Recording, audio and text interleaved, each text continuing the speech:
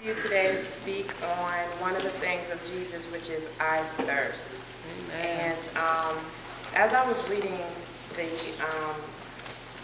reading about Jesus' crucifixion, I believe God was truly showing me that everything that happened that day happened for a reason. Yeah. Every single detail was important. Yeah. Everything that is recorded in the Bible is necessary for our salvation, basically, is what he was showing me. Yeah.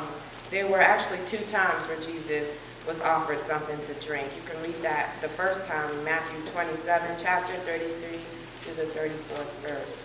And I'm going to just explain a little bit about what they had actually offered Jesus. It was vinegar and gall.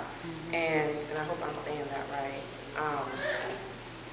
And this was before they had actually placed him on the cross. The type of drink that they had offered Jesus was the drink of a common man.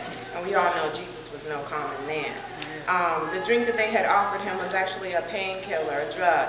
It was actually something that the Roman soldiers used to give to people that were to be crucified. They also drank this, it's actually wine, a sour wine. Jesus didn't accept it the first time that they had offered it to him. And I believe that that's because it wasn't, at that moment in time, again, it wasn't in line with prophecy.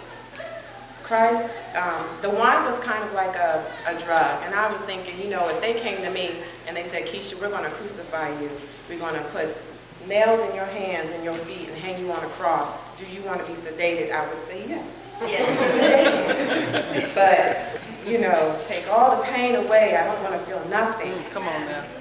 But Jesus didn't accept it. Yeah. He freely got on the cross. Yeah. He freely accepted the pain. He freely suffered for us.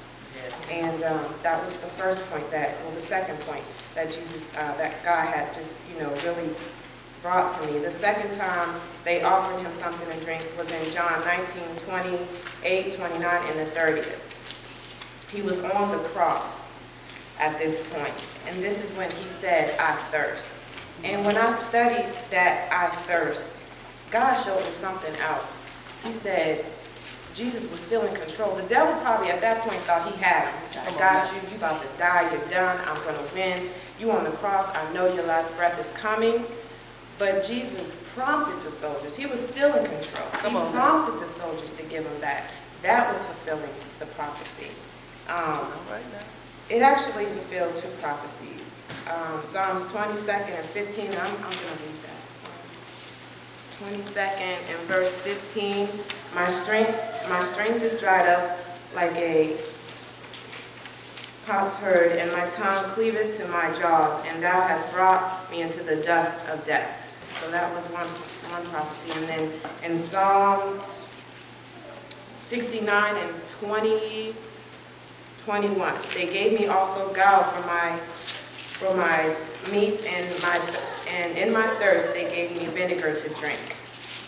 So those were 2 prophecies that were fulfilled at that point. Like I said, Jesus was always in control, even until the very last moment when he prompted the soldiers to give him that.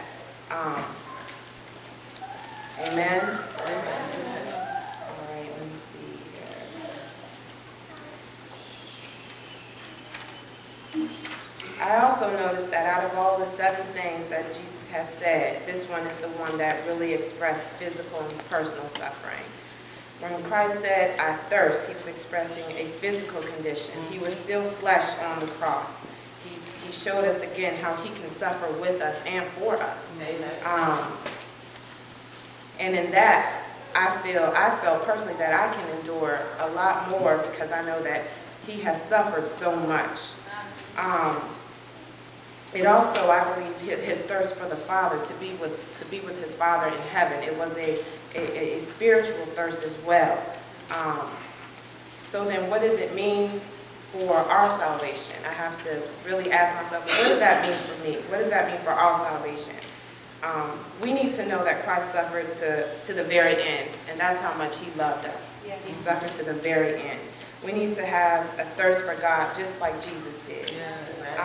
We need to remember that everything that's written in the Bible is for our salvation, is key for our salvation. Yeah. Amen. Amen.